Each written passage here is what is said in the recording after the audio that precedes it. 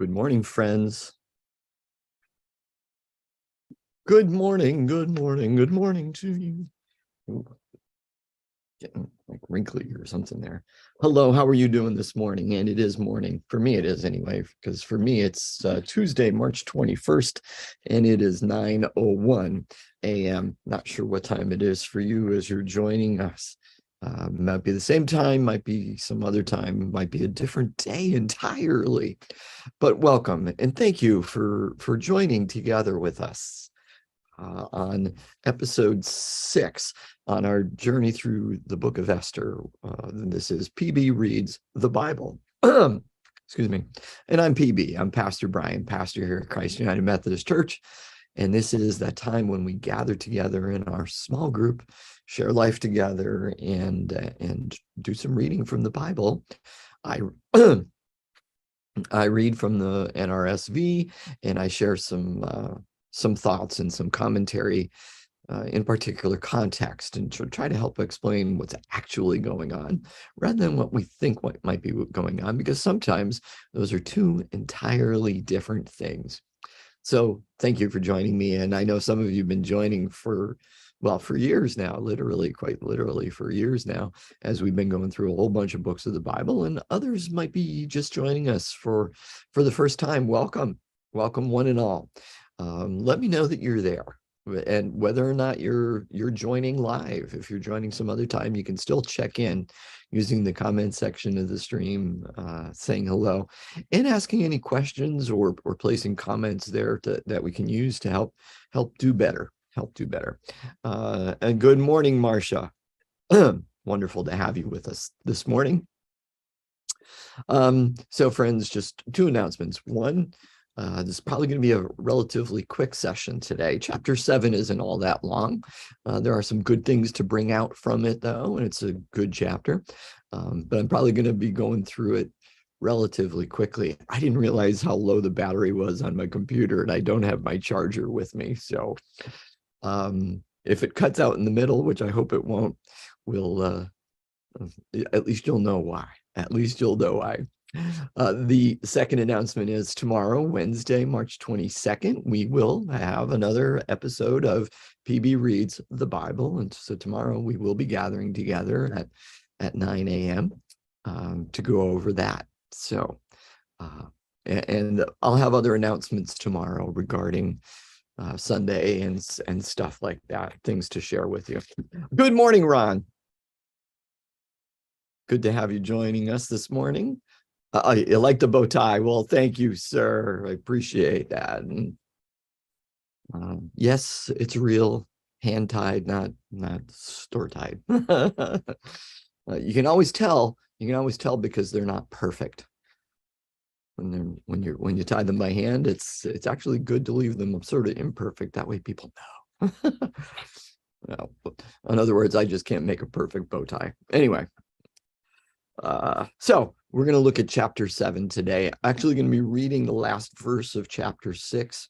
I know I read it last time we were together, but it's a transitional verse. The author uses it to change scenes, but it's an important one. While they were still talking with him, the king's eunuchs arrived and hurried Haman off to the banquet that Esther had prepared. The author uses interesting wording here. So the eunuchs, the king's eunuchs, are always nearby, apparently, but especially they're there to take Haman to the banquet. They're there to take him off.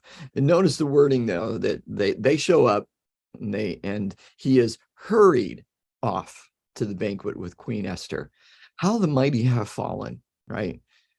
Haman was in charge, but now already we're seeing he's no longer in charge. As important as he thinks he is, he needs to follow other people's wills. And so Esther now is clearly in charge. He is being hurried off to Esther's banquet. Hello, Maureen. Good to have you with us this morning as well. All right, so that's our transitional verse. So it's a change of scene, moving from Haman's house to to the palace, and in particular to we would presume to Esther's quarters, to where she is holding this banquet. So the king and Haman went in to feast with Queen Esther. On the second day, as they were drinking wine, the king again said to Esther, "What is your petition, Queen Esther? It shall be granted you. And what is your request? Even to the half of my kingdom, it shall be fulfilled." Pause. So the king asks for the third time, using the same wording. What is it you would like? What is it you would like? What can I do for you? And notice the author is also very clear. It's the king, and it's Queen Esther. And Haman has no title. Haman has no title. Then Queen Esther answered, "If I have won your favor, O king, and if it pleases the king, let my life be given me. That is my petition. And the lives of my people, that is my request." Pause. So we can see some parallelism here. We see some parallelism. She's using that idea of life and petition. My life, my petition, the lives of my people, and my request. So there's the parallelism there of petition and request, my life, the lives of my people.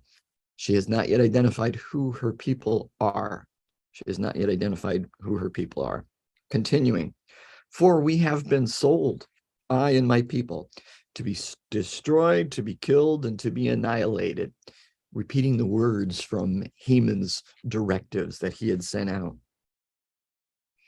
"If we had been sold merely as slaves, men and women, I would have held my peace, but no enemy can compensate for this damage to the king." Pause. The Hebrew there is virtually untranslatable, so you're going to hear all different kind of things. But what kind of seems the best, even though it's not literal, she's saying, if we'd only been sold into slavery, I wouldn't have even bothered the king. That wouldn't have been enough to bother you with. She's flattering the king. Everything she's saying, she's being very flattering to the king, and everything is emotional. She's using emotion. Then King Ahasuerus said to Queen Esther, "Who is he? And where is he who has presumed to do this?" Esther said, "A foe and enemy, this wicked Haman." Then Haman was terrified before the king and the queen. The king rose from the feast in wrath and went into the palace garden, but Haman stayed to beg his life from Queen Esther, for he saw that the king had determined to destroy him. When the king returned from the palace garden to the banquet hall, Haman had thrown himself on the couch where Esther was reclining. And the king said, "Will he even assault the queen in my presence, in my own house?" Pause. So she says who it is. It's Haman. Shock. Boom. Shock and awe. He's a foe and an enemy, the wicked Haman. Haman's terrified, justifiably so, as he realizes his plan is completely coming apart. Everything is falling apart on him. The king, in anger, goes out into the garden. Why? It seems, the king throughout this hasn't been very decisive. He has trusted in his advisors and has quickly done whatever his advisors had said to do. Remember, somebody made that stupid one way back in the beginning about Queen Vashti, and he immediately adopts it. And Haman makes requests, and he's immediately doing things. He's following his advisors. So he's emotional and he's easily led. So now his trusted advisor Haman is the one he has to make a decision about. So he seems to want to go out there. Maybe it's also because he's starting to realize his involvement, but doesn't want to admit it. Doesn't want to admit it. Notice she never actually, she's very careful with her words, or the author has her being very careful with words. That we were sold into slavery, reminding the reader about the money that Haman paid into the king's treasury, but not accusing the king directly of any involvement in it. And now notice the irony here too. Haman's position. Remember what his complaint was all along, was that Mordecai wouldn't bow to him, and yet he has to bow down before Queen Esther in order to beg for his life, in hopes of saving his life and saving something out of the whole thing. And so he has to throw himself at her mercy and bow down before her at his feet. Good morning, Cindy and John. Hey, no worries, you joined us late. That's okay. I said this might be a quick one because I'm running out of battery power and I don't have my charger here. Didn't realize how low the battery was on my laptop. So if it cuts out early, apologies in advance. But of course, you'll be able to go back and watch the recording here on Facebook. Oops. Forgot to hit do not disturb. You'll be able to go back almost immediately on Facebook, or sometimes later today. Sometime later today on YouTube. All right.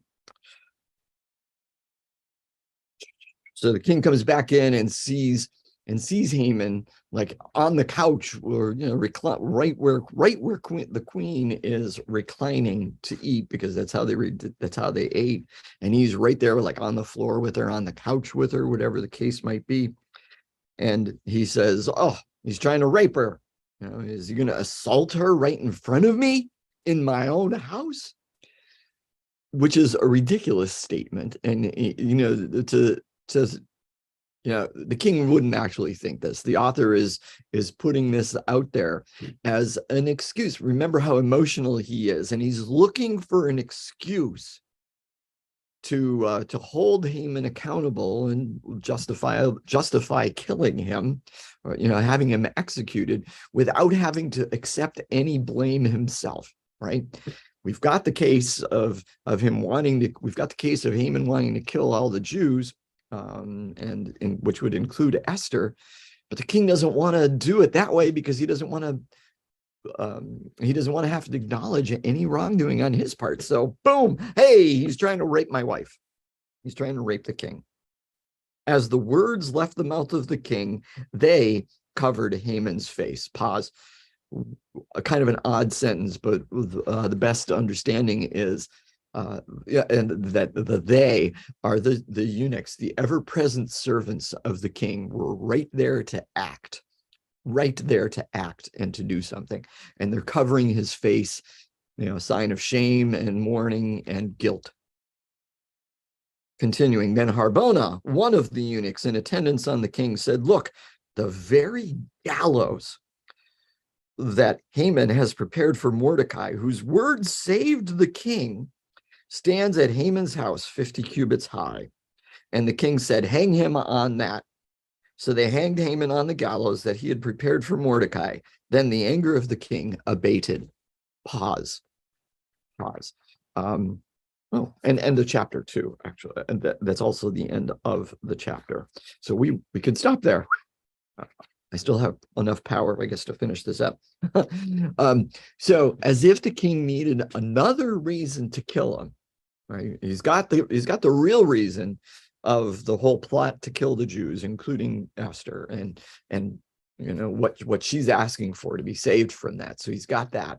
But then he has the made up excuse of he's trying to rape her right in front of me and right in my own home. But as an extra reason, and a valid one, Harbona reminds him, hey, the guy that he wants to kill is the one who saved your life. So there's a little bit of palace treachery. This guy isn't really the friend you think he is there, king. He was trying to kill the guy who saved your life. So he has him hanged on the gallows. We should probably, which most likely isn't hanging the way we think of it. It's impalement, even worse, on a stake 50 feet high, or 50 cubits high, 75 feet high. Again, absurd, but it's hyperbole for shock purposes and for dramatic purposes. What do you think? Let's read the first two verses of chapter 8 just to wrap up this portion of the story. On that day, King Ahasuerus